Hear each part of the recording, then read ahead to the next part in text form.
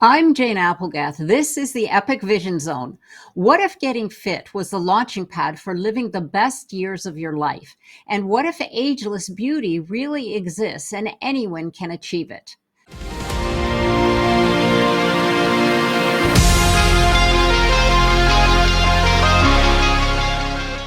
Napoleon Hill famously said, "The body achieves what the mind believes." After facing a health crisis in her 40s, Janet McConnell reinvented her life, ditching her high powered corporate career to embrace her passion for fitness and health longevity. Her mission to redefine society's rules of aging, what it looks like, what it feels like, and how people can unlock their full potential at any age. Today, Janet is a motivational speaker, a wellness advocate, an award winning senior bodybuilder, and a midlife and senior fitness trainer. She is also the author of The Elements of Aging Well.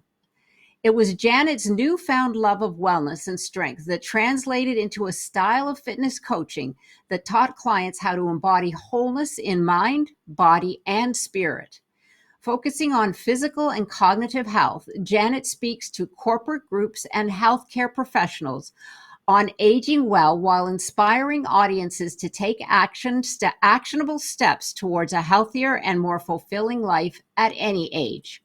This journey, she says, is not just for fitness enthusiasts, but for anyone who wants to live with vitality and purpose. Today, Janet works with clients locally in Scottsdale, Arizona, and across the nation, sharing her message that ageless beauty is achievable by igniting your physical power and mental strength. Welcome, Janet. Thank you for joining us here today. Thank you so much, Jane. What a wonderful introduction. I think everybody should experience you introducing them because suddenly you feel like, that's me. That's Yeah, wonderful. I know. Thank you. Oh, you're very welcome. I was going to say thank you, but really it's you and Janet. It happens every single time. And this goes back to a mindset that we forget to congratulate ourselves about all the achievements we have had and done and still have in front of us. But yes, it's all yours and it's fabulous history. So I'm so excited to get started with this. As Janet and I were chatting a little bit beforehand, her and I have very similar backgrounds, always having been athletic, then losing it, then coming back to it full circle, and why it's so important, especially today. So, coming from the corporate world, what attracted you, Janet, to strength training, and when did you start? Well, it's kind of funny when you think about it because I never expected to become a strength training advocate. That was not my vision board when I was 20 or 25, let alone be a senior bodybuilder. So my journey really started in fitness as an adult out of a setback. So it wasn't ambition. In my mid 40s, I faced a major health crisis, a real wake up call that forced me to take a serious hard look at how I was living my life. At the time, I was deep in corporate mentality, just hustle, hustle, hustle, and was really excelling in my career, getting promotions and raises, and this is great. And also, I had a sense of mission. I was serving the public. I felt like I was making a difference in people's lives. And so the whole thing was a whole dinner plate of a great experience, but there was something missing from the dinner plate. And that was my own self-care and my own well-being. So I had this moment where I sat in my doctor's office talking to him after my physical and looking at my blood work and everything. And here I was running on fumes. Had high blood pressure, high cholesterol, high triglycerides. I was overweight, significantly overweight. And even though I thought I felt okay, when you come right down to it, I was pretty exhausted. And I realized that just wasn't what I was about, that I could maybe change it. And I hadn't done a thing for my body in the way of exercise in decades. So that's what sent me to the gym, hiring a trainer who happened to be a bodybuilder, a strength trainer, and just started down this road. and just reclaimed my own self. I reclaimed myself again. Mm. Thank you for that. I love what you said there at the end. You reclaimed yourself. And it happens more often than not that when we get caught up in our careers, you just completely forget about the body and how everything is connected. And, the stress that we take on, but don't even realize what it's doing to our body because it all, takes a toll, as you noticed when you went to your doctor. So, that being said, this is a perfect segue, Janet, into our question. So, what if you're doing everything right, but stress is running the show, which it sounds like it was in your case? Give us your expert advice on what's happening and how to fix it. You're absolutely right. You can be doing everything, even if I had been eating healthy or exercising. I think there are people out there in the corporate stressful world that Mm, are doing those things, but are still letting stress run the show and probably know it in the back of their minds. So, stress, I think of as a silent saboteur. It sneaks in the corners and through the cracks, and it has this ability to set your body in a fight or flight programming in the background. mm, And when that happens, your cortisol levels, this is a stress hormone that is evolutionarily placed in us to give us the impetus to run away from the saber-toothed tiger and get up the tree in time, is that short-term burst that is really important for our survival. But if it's in your body all the time, grinding away at you, it's kind of like battery acid.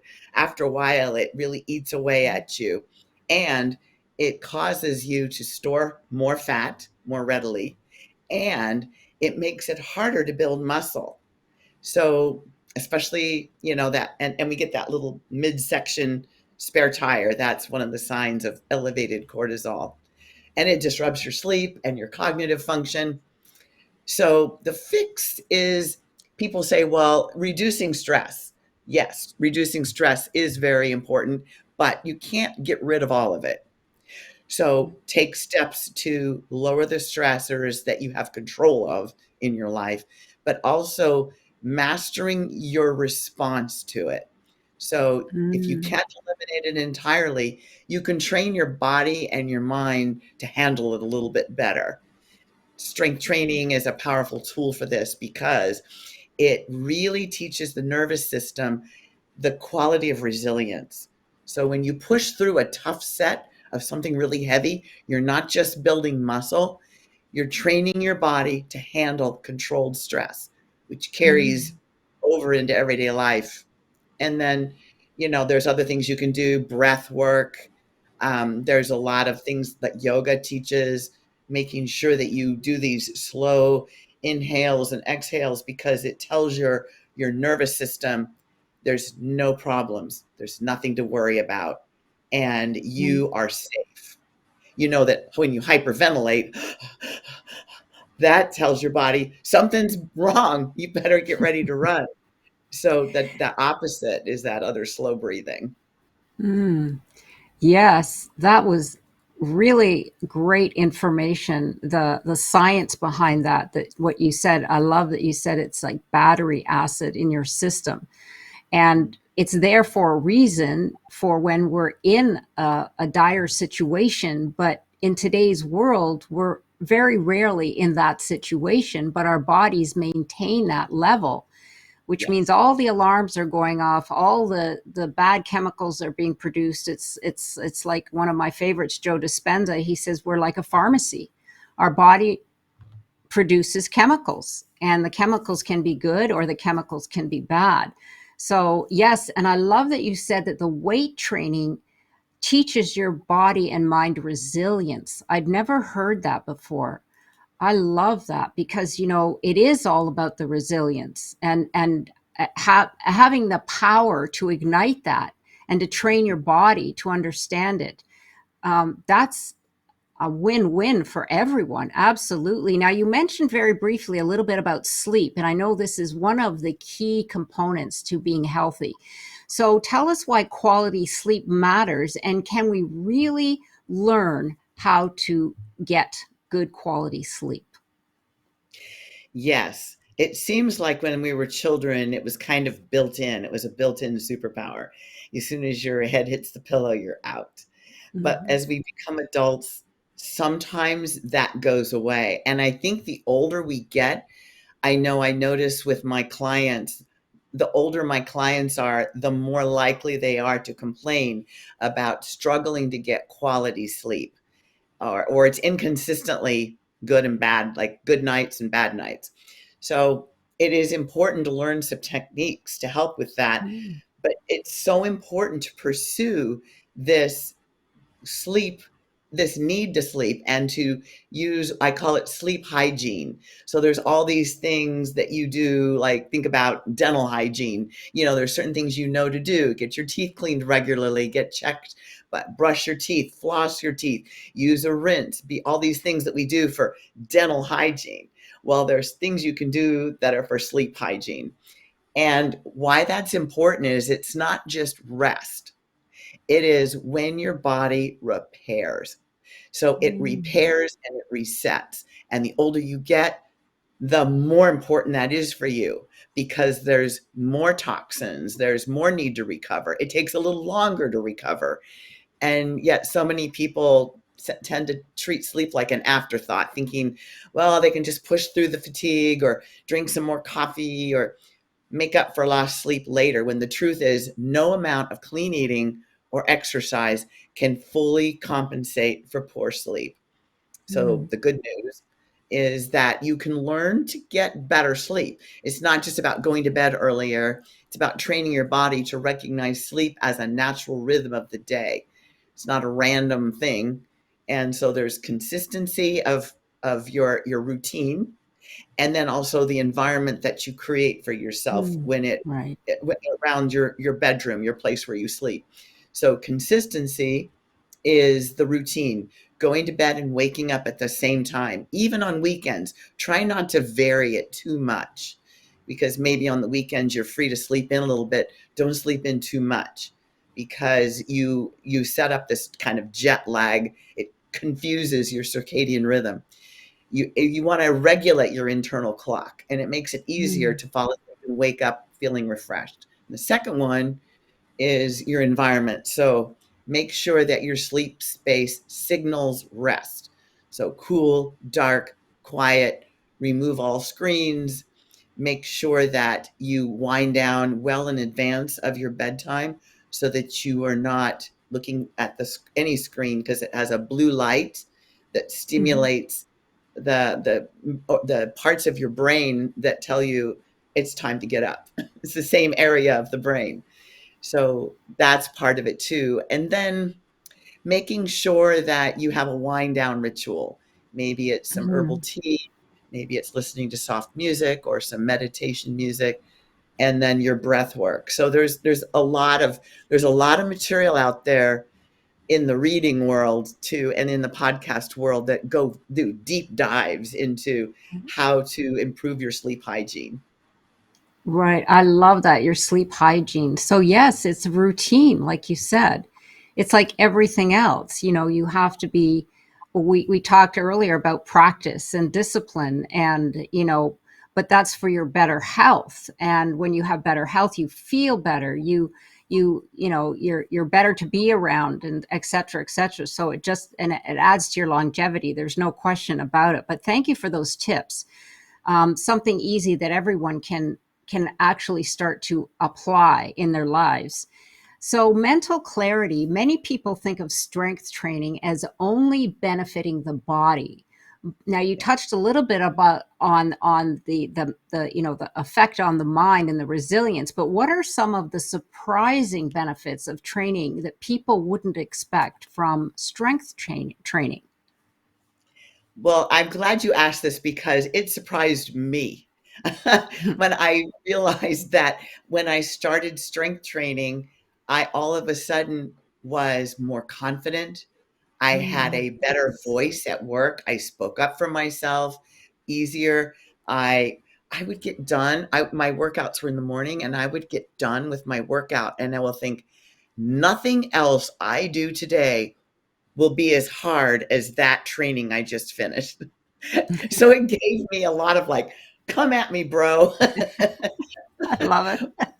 But the mental clarity too. It there's something about the brain. There's a hormone that we produce called brain derived neurotropic factor, and it is a hormone that we produce it's activated when we use our big muscles, like the Mm. thigh muscles or the glute muscles. Those are our biggest skeletal muscles, and there's something about those muscles, because they're larger, that they really wind up that hormone to go. And what it does is it goes all over your body. It helps to repair muscle tissue, nerve tissue, and guess what? It doesn't stop here. It goes right Mm. up into your brain, and it helps to rewire all the loose connections or create new connections and sweep away all the toxins. So you have a clear brain. If you have trouble with brain fog, that'll be a big step in helping with that. And then the resilience, as I mentioned, because it gives you this sense of self efficacy and Mm. self reliance that it was just dormant. You've always had it, but it raises it to the fore so that you can use it. And the other thing we mentioned cortisol before, and how it is a part of your body that helps to save your life if you're running from Mm. danger. Mm. But when you lift weights, your body considers the fact that you're doing a leg press, that if you let go of it, it's going to crush you.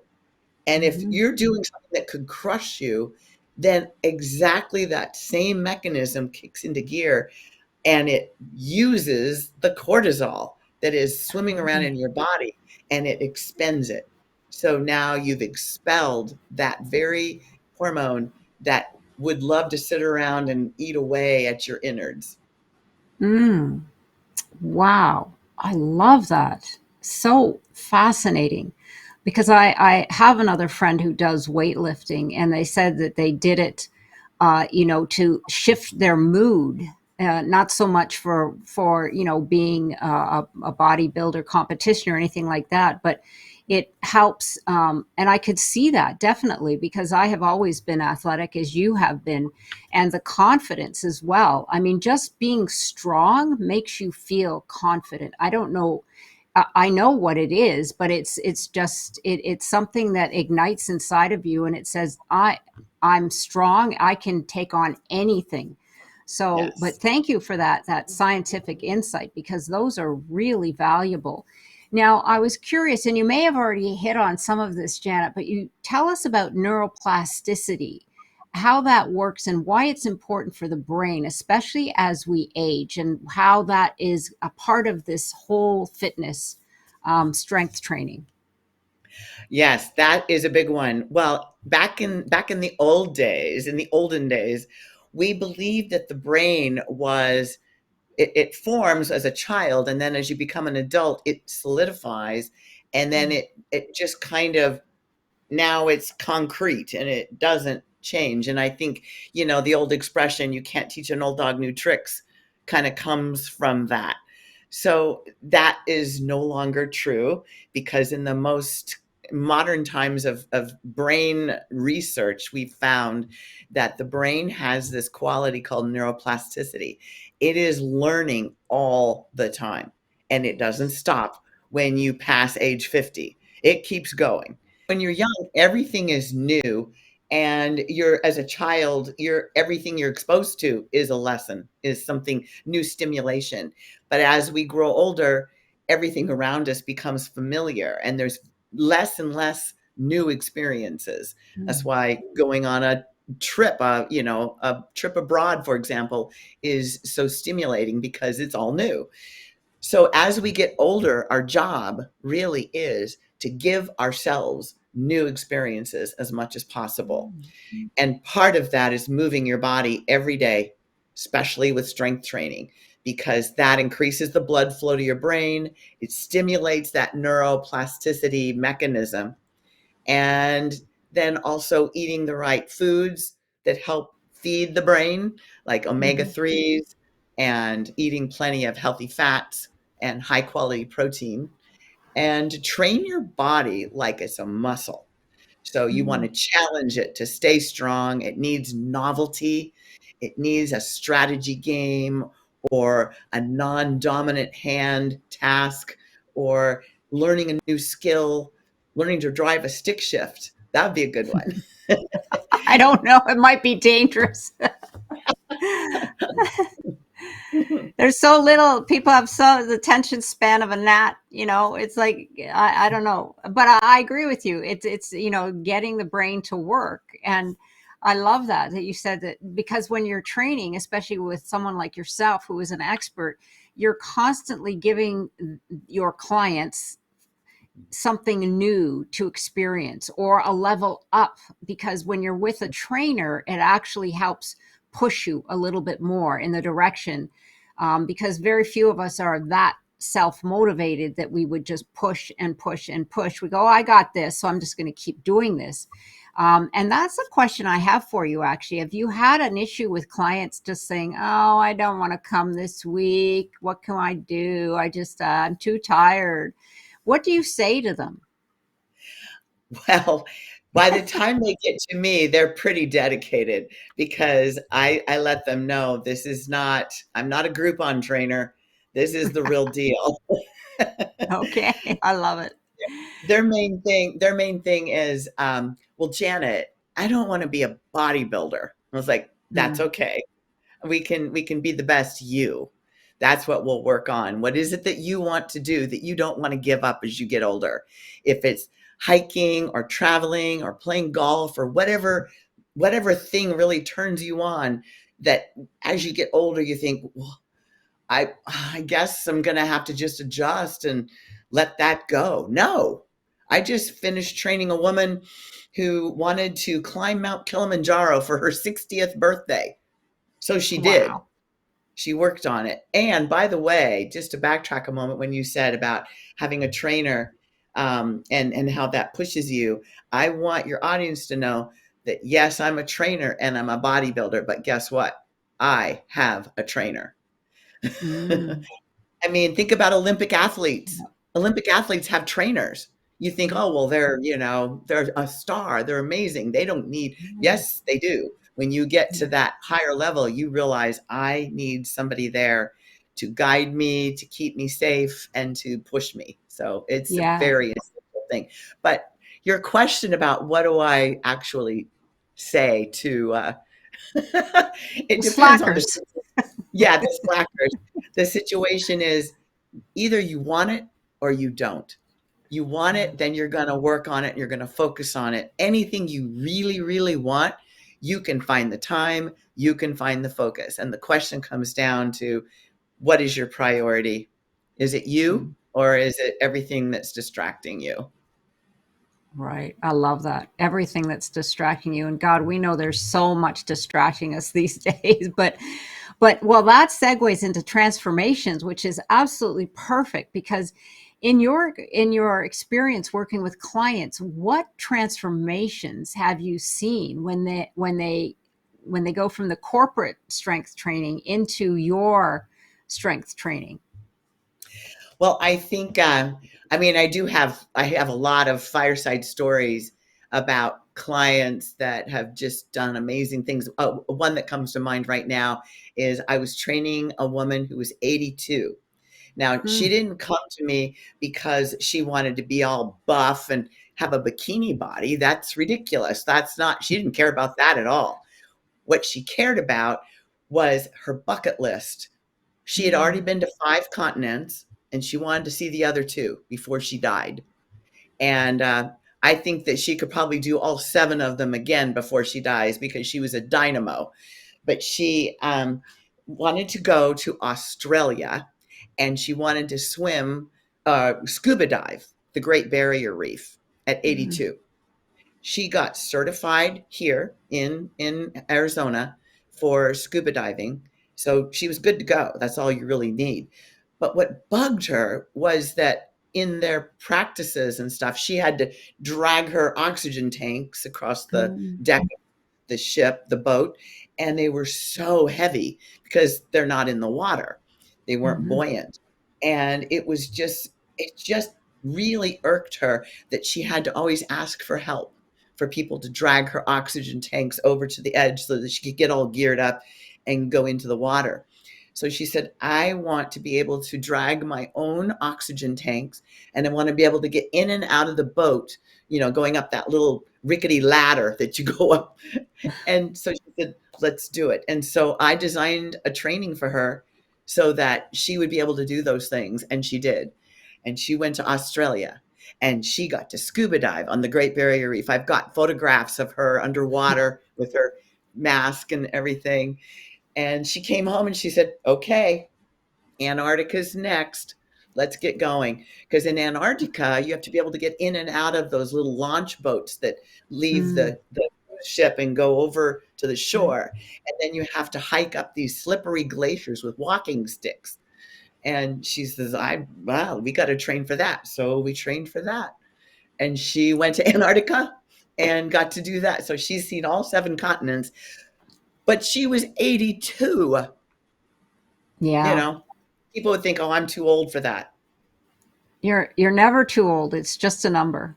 Never. That's right. For anything. I love it. Yeah. I mean, it's just, and see, she had a goal to see these Yeah. countries. And Yeah. whatever your goal might be, let's face it, you need to you have to be in somewhat shape. It doesn't matter what you're going to be doing, even if it's something mental. I mean, your mental clarity doesn't come just by accident, certainly not when you're totally stressed, right? Mhm. So I love that story. It's like you and I had our discussion earlier. I mean, we're we're of a different vintage, but we're still going strong and working out. And I think it's just fabulous that people today, they a lot of individuals, they're from the older school and they're like, yeah, well, that's just part of getting old, like you said. Body aches and arthritis, and then walking with the cane, and then it's the walker, and then the next thing you know, it's the wheelchair, and it's like, oh my lord. Whenever Mhm. I hate to say this, but whenever my husband and I see those people, I said, if I get like that, just shoot me. I'm sorry, but I don't want, that's not living for me. I mean, Right. really, it's this. So I'm like you. You just keep pushing because there is more life than you know. So for Well, someone who's go ahead, I go was ahead. just going to say, as an addendum to that, is that when you said, what do you say to new clients? You're like, ugh, I find out what it is that they'll go, I want that. Mm, right. And so it's like you said, where she had that vision of herself doing those things and really wanted it. Well, some days she came to the gym and she was like, ick, all right, let's do it. She wasn't all gung ho, but she was like, I want that thing, so I'm going to do this. And so that's the thing to figure out, what is it Right. what do you not want to give up? Right. What is your life's desire, at least right now? Mhm. Absolutely. And in fact, getting started, this is something that if you've never lifted weights before, what's the best way to get started and how quickly can they expect to see some mental and physical benefits? I think that, first of all, I do want to acknowledge something, and that is that for most people going into a gym, if they've never been into one before, it can feel a little intimidating. I Yeah. have empathy for that, and I understand. And so, given that, though, if you were somebody who's always told yourself that lifting weights isn't for you, whatever your age, your gender, your lack of experience, it's completely understandable to be a little bit hesitant. But here's the truth: strength training is for everyone. The Hmm. organ of longevity is your skeletal muscle. When your skeletal muscle goes, it's exactly what you said, Jane. It's the walker and the wheelchair and then assisted living. That's what happens if you don't strength train. And that's that weakness, that skeletal muscle weakness. So it is for everyone. And the best way to start is to start small but start now. So if you Mm. don't you don't want to lift heavy on day one, of course, you may not even want to go to a gym if you feel that overwhelmed, but there are body weight exercises you can do with resistance bands or light dumbbells at home. There's lots of videos, lots of virtual training available like that. And the most important thing in that is to be very consistent and to build your confidence. And Mm. you will get stronger faster than you realize. And physically, many people start to feel stronger within a couple of weeks. I've Mm. noticed that.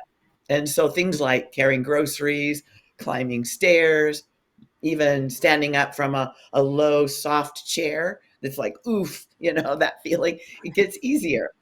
And then there's the mental shift. You're right. The mood changes. Your friend that had the Mhm. mood change, better sleep, feeling more energized.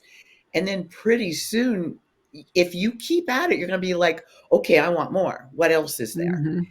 Yeah. And that may be the time when you want to step it up. Maybe even if you think that hiring a trainer, for example, is kind of like a nice to have, but it's a luxury, what you can do is hire a trainer for 1 month, just 1 month, Mm. just get a flat fee, pay that, and train with this person with the intent in mind to teach you how to use the machines, how to set up a Mm. program, how to keep you safe so that you can use an exercise machine and not hurt yourself. Mhm. And give you like maybe a workout that you can do for a couple of months, and then go back and say, okay, I need an upgrade, and do another session with them. So you can do it very piecemeal as long as you are consistent. Right. Yeah. Hold yourself accountable Mhm. for the results that you're looking for. Well, that Right. leads me to a question that I have here. I'm thinking for the younger people, because I know this is great, and as we age, we all want to stay healthy for the most part, but younger people who are unfortunately very sedentary, and Mhm. their lives are becoming even more so. They don't get up out of their chair, they're in front of a screen all day long. What would you say? What advice would you give a young person? Because as you and I, we both had an earlier discussion saying that we had been in sports when we were young, and it sort of carries through. But for young people today, and a lot of them haven't even had physical ed in school because they'd taken it away. What piece of advice would you give a young person? I think it's important for young people to realize something, that when you wait until you're older, like your parents or your grandparents, to start thinking about moving and fitness, it's not too late, but the runway is much shorter. And Mm. this kind of goes into the part that we haven't quite talked about yet, which is in the area of brain Mm. health, dementia, Parkinson's, Alzheimer's. Those are so far diseases that have no cure, and they start forming in your brain 20 to 25 years before the diagnosis, before your symptoms become obvious enough to merit a diagnosis. So you could be 25 or 30 or even less. And if your habits are not on point with so far as taking care of yourself, then if you have a genetic propensity toward neurodegenerative diseases, you are laying the groundwork to manifest that. And that Mm. is, I mean, we have something like 65 million Americans that have some kind of form of dementia. It's a lot. And Right. it's growing. They say by 2030, I think it is, it will be much, much higher, like another 10 million higher, because Mm. it's a lagging thing, where it's going to take a while for the bubble to go back down again, because we haven't, as a society, changed our habits as a whole to be more cognizant of that. Right. And also too, for the young individuals, like when I was young, I never had anxiety. I mean, the No. 20 and 30 and 40-year-olds, I have a niece, and I knew other younger people, not necessarily her, but they spoke about anxiety. And I said, what are you talking about anxiety? You're so young, or depression. And Right. this really helps reset that in a big Mm-hmm. way. Yeah. Yeah. It does. It gets you away from screens. We know that social media has a huge impact on young people in their perception of reality and then their comparison to that reality.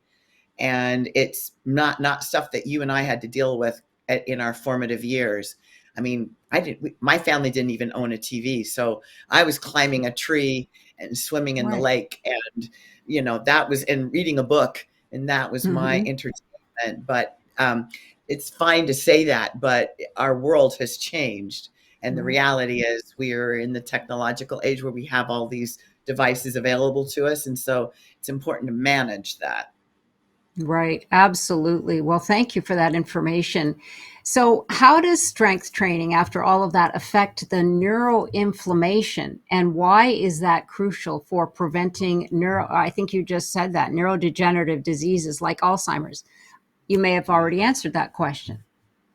There's probably some more I could say about it, and that is that, well, first of all, you mentioned arthritis earlier, and most people as they age will get arthritis, and Hmm. it's not horrible, but for some people it can be quite advanced and quite painful. I have arthritis, but I notice that on Monday morning, after a weekend of going out to dinner and having richer food and sleeping in and not getting out and exercising like I should, and maybe having a little libation, little adult beverage, on Monday morning, I'm all creaky and I feel terrible. And by Wednesday, it's gone because I've been Hmm. working out a couple of days and it clears it out. So I know it's there lurking in the wings, but working out really helps to soothe that neuroinflammation in the joints, and just the physical inflammation that collects there. But as far as neuroinflammation in the brain, that it's inflammation that comes in due to disuse and also insulin, I can't say it right, insulin sensitivity. That will definitely, if you become insensitive to insulin, then you have a problem. It increases the inflammation in your brain, and cortisol levels, the stress hormone, will also do that, and it slows down that neurogenerative quality that is trying to come in and do all that repair. It just gums up the works. And it would Hmm. be like, if you've ever opened up a circuit board or something that has all the wires all over, it'd be just like, pouring root beer over those circuits. How many of them are going to short out and not work? Right. Yeah, that's kind Yeah. of what happens to the brain circuits. Yeah, I love the visual you said about gumming. Everything gets gummy, and it's true. I'm with you. I mean, I have been very fortunate in that I love to work out, and people are always saying, "Well, you're so disciplined," and it's not necessarily for me. Is that I'm disciplined? It's just that I said I do it because I like it, because it makes me feel good afterwards. And that's it in the ancient world they used to, and in the yoga world they call it stuck energy. So Mhm. whenever I feel some pain or some stiffness, I even say it to my husband. I say, it's stuck energy. Go there, lie on the floor, twist around, stretch, whatever you have to do, but just get the energy moving. And very Mhm. much so, it's the same with what you're referring to, only they're just using different terms. If you believe that we're all an energy source, which I believe, then yes, you've got to get that energy flowing. And how do you do that? By moving. Yes. Absolutely. Yeah, I agree 100%. And so, can you share some personal stories now from your journey, such as what it was like to become a competitive bodybuilder in your 50s and 60s? And kudos to you, by the way. It's so funny to realize that in thinking about that whole thing of how I started out, just like, well, my doctor is riding me to get my numbers better on my blood, and he's champing at the bit to give me a stack of prescriptions, beta blockers and things to make me well. But I hadn't given my body a chance. And so just starting out, it really wasn't to be a bodybuilder. It was just to get in shape, lose some weight, lose some fat, and the exercise was fun. But here's what happened. I got done with, I did 6 months of that and went back to my doctor because he insisted. He was still waiting with his little prescription slips to see, because he knew that chances were very high that I would come back tail between my legs, not having made any changes. And Mm. oh, he shouldn't have doubted me, because I came back and I had lost a good 30 pounds and was really feeling good. I was still a little bit overweight, but way better, and all my numbers were good. So he kind of he dismissed me, kind of like, all right, well, let's see if you can keep this up. But then I got back to the gym and I thought, well, okay, so I cleared that hurdle, but I didn't want to stop lifting weights. Like you said, it was so much fun and it made me feel great. And it was really helping me with stress and with feeling like just a sense of self-empowerment that I Mm. had regained in myself. So I wanted to keep going. It was already part of my lifestyle. And I thought, but you know what? I need a new goal. If I don't have a new goal, I'm going to get bored. And right about then, there were these two women who started training with another trainer next to, kind of in the same time slot with another trainer. So they were nearby, Right. and they were a little bit younger than me, but not much. They, oh, Jane, they looked incredible. They were just lean and sculpted with little abs, the little ripples in their abs, and their legs looked like carved mahogany. It was just like, this is ridiculous. I thought, oh man, they must be so strong. Then I noticed that they were lifting the same weight I was lifting. The same weight, exactly. The same dumbbells, the same barbells.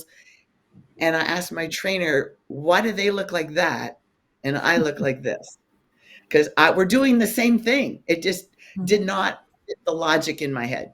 And he said, oh, well, Janet, they're getting ready for a bodybuilding competition. And they're going to be on stage in 5 weeks. So they are here for their final sprint for the finish line, basically. And they're doing a lot of refinement exercises, but they're also eating strategically so that they can Mm. lose fat and not lose muscle. I what I just losing weight was all I knew. It was just lose weight, But no, it's you want to lose. At that point, if you diet, if you starve yourself, you lose both. Oh, yeah. So they had to eat in a way where the fat would come off, but the muscle would stay on, which means you have to eat enough calories.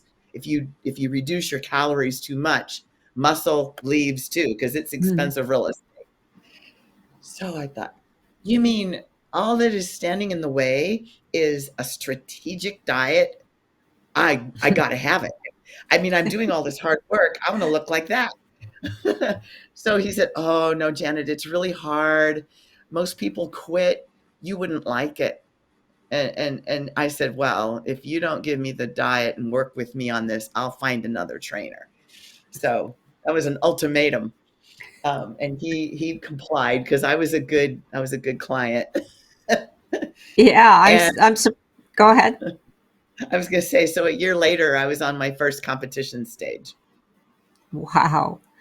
Fantastic. I'm surprised he would decline you given your enthusiasm. I mean, you could just read the your enthusiasm to want to go and do it. I mean, what would be the worst Yeah, that could happen? He could start training and you're going, yeah, you're right. This wasn't for me. But oh my gosh, to just say no right off the top, I'd be like, well, wait a second. This woman really wants that. So maybe we should try to get her there. Well, that's so that's exciting. that's what I would do if a client wanted to do that. But Yeah. I think I think in looking back, he'd had a few bad experiences where somebody would want to be like, be a bikini competitor or something just to be pretty and sexy, and then they realized how hard it was and they would just throw in the towel, quit everything, and just, go back to a big box gym and do their best. But yeah, I don't know. He didn't know me as well as he should have. Yeah, yeah. Well, fantastic. Congratulations. I mean, because that is just incredible to do that and start you on this path. I think maybe it was the universe putting a little notice there for you, beside you, and you're like, okay, this is what you're supposed to be doing. So pay attention to these women that are here. It's a Yeah, knock on the door for sure. Well, that's a good yeah. point. That. I didn't think of that before, that maybe that was just set there in front of me like, hey, look at this. Would you like some of that? Exactly. Yeah. And you picked up on it. I mean, there are clues everywhere for us. The universe drops stuff in our laps many times, but we just don't pay attention. That's the awareness. That's what they always say. Be aware of what you're thinking and what you're feeling, and just of what you're doing every day. So the habit shift. All right. So when you begin with a client, what advice do you give them to continue their training and create a lasting habit in fitness and wellness? Because I know we all have a habit of falling off the wagon. Because, Yes. like you said, I mean, you and I are probably more the exception than the norm, because we love it because it makes us feel good and we're just going to keep doing it. But most people fall back into oh, I'm too tired, or I worked late last night, or, I wanted to go out and party and blah, blah, blah. So, how do you create, how do you advise your clients to get into that habit shift?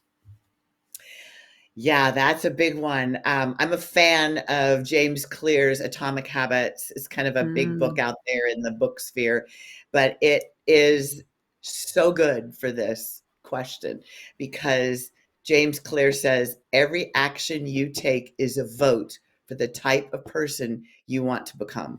mm, So if bail on your training because you were out drinking with your friends the night before at an engagement party or a birthday party or something, then you made that choice. And so learn from it and realize that you have to have boundaries. You have to say no sometimes. Let your friends know what you're doing so that they don't deter you. If they care about you, they will support you. If they don't, they will sabotage you, and you'll know right away. mm. So it is kind of a sorting hat, like Harry Potter's sorting hat of you're in, you're out. So that was one of the first things I had to do to keep my habit, is to make sure that I sort of did a little decluttering of my friends circle. Yeah. But what I tell people, first of all, is fall in love with your goal. Like really, really Mm, visualize and just glow around what it is that you really want, and spend a little time with that, and then put it away. Write it down, put it away, and then get to work. And don't get too obsessed with the goal, in that it's a long ways off. It's You see these people who climb Mount Everest, and they're at the and you look up there, and I'm like, "Oh, don't show me that. I can't look at the top. Oh, I'll never start." mm, So it's so starting small, and pick the habits that you can do consistently, day in and day out, and be able to do it for a good month without breaking your stride. So if you try to do everything, you're not going to be able to do that. You'll get discouraged. It's too much of a shift. So start small, start today, something that you can continue doing, and then work on your identity. Attach your mm, fitness to your identity. So instead of I'm gonna try to work out this week. I'm gonna try. mm, No. Say, I'm going to become the kind of person who moves every day. I have to, instead of I have to work out, it's I am someone who takes care of their body every day. That's mm. who I am. I'm this person who has this as a priority. And then another good one is resistance is very strong sometimes. I mean, it's uh, procrastination and resistance. And there's this great book. I actually have it. I think I have it right here. Do I? Yes. I have my little stash here. This is Stephen Pressfield's the Mm, War of Art. You've heard of The Art of War, which is a book about war strategy. Well, he turned the title on its ear and calls it The War of Art. And he writes this 100-page book that I read this book every time I start something new because it reminds you that resistance is going to show up and here's what you do about it. So that's a really good little tool. James Clear's Atomic Habits and this War of Art. It's for creatives who, like a writer who stares at the blank page with writer's block. But it also holds true for the person who wants to be fit and healthy and strong and is staring at the gym door from the parking lot, just like, oh, I'm going to have to go in yeah, there. yeah. It's You're right. The life that we create is a choice, Mm-hmm. and the choices we make create the life that we live. Mm-hmm. So Yes. it's absolutely 100%. And the sooner we learn that, I mean, this needs to be taught in primary school because we do create our reality or your life, however you want to look at it. But those are, and it's all based on the choices that we make. And yeah, some choices are difficult. Like you said, you have to find out those people who support you, who encourage you, who want to lift you up, because let's face it, there's a lot of them out there. And my dad always said, misery loves company. Yeah. And they just want to bring you down because they're probably not even aware of the way they are. That's, the unconscious mind, which 99% of us live in, unfortunately. But yeah, absolutely. So, and the more, see, I love to be around individuals that challenge me mentally or physically because that lifts me up, that Yeah. makes me think, or that makes me work harder. And and I don't say it's hard work. I say it's challenging because our words really matter. Like when you said, I'll try to work out. Well, that Mm-hmm. tells me that that's that's telling yourself, the universe, that you're not going to do it. No, I love what you said, that those are like manifestation mantras or affirmations. I am living my life fit.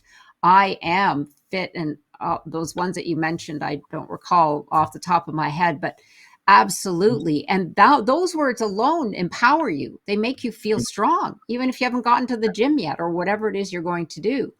Yeah, Right. really, really. I love that. Thank you so much for that information and for those great tips. So, resilience redefined, and I feel like you touched on this already. What key factors do you recommend to overall health as well as age, such as not just in the physical sense, but we've got brain health and cognitive health as well. Right.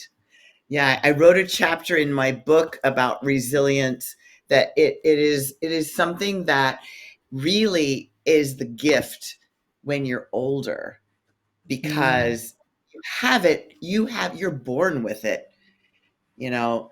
Um, you when you come into the world, you are born with resilience. That's why you survive childhood. But when you become an adult, you sort of, I think we as a society tend to lose sight of the fact of what we really hold in ourselves as gifts. And one of them is the mm, ability to, if you've ever been seriously ill or been badly injured or gone through a traumatic death in the family or a divorce or something like that, and you've bounced back, it didn't happen immediately, but you found the strength and the resilience in yourself to heal and to go on and to create something even better. And that is that sense of resilience. So when you take care of your body, right away you're primed and on the starting block to be resilient for whatever life throws at you, the things that you don't control. But also in the activity of doing these different habits of exercising and eating healthfully and monitoring your sleep and taking care of your stress, managing your stress, you are practicing resilience, because those are the little pieces that go into having that quality. And it's that ability to be able to not only preserve yourself but to thrive. So it's not about fighting aging, it's about Mm-mm. owning it. That's Mm. resilience. Oh, I love that. Owning it. Yes, absolutely. And celebrating where Hmm. you've been and where you are. Right. Absolutely, because we forget, like you said when I read your bio, and that was the baby steps, like you said, take a small step at a time. And it's Mhm. like, when someone reads your bio, you go, "Dang, I'm pretty good. I've done a lot." Yes. But you forget. It's like, hello, yeah, exactly, yeah, but and like you, I mean, it's like we forget, but when we do, we like, I don't know about you, but I just feel pretty good about myself. I said, boy, I'm pretty special. you know Yeah, right, no matter where you've been or how you've gotten there.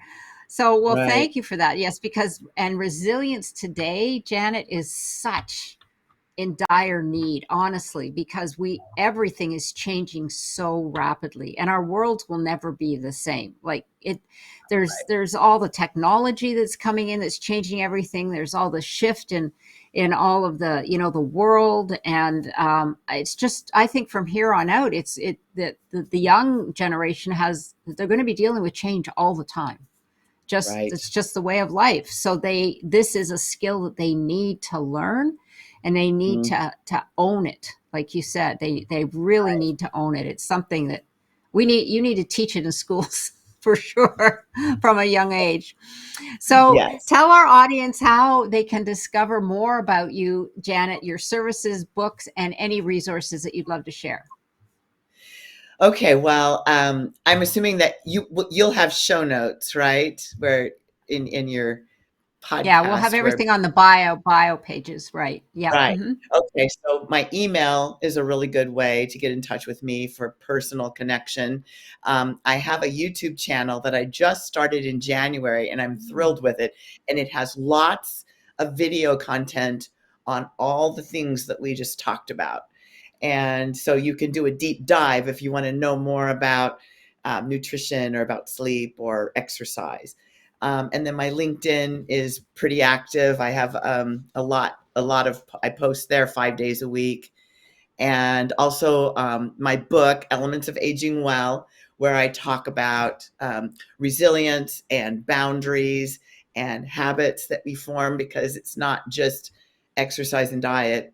I started out writing an exercise and diet book, and I thought, there's thousands of exercise and diet books, but what would a woman who's getting ready to turn 70 have to say about aging that isn't just about lifting weights? So it goes into more of the, I don't know, more of the whole person and what it is that you want to be as you age. It's not just, you know, biceps.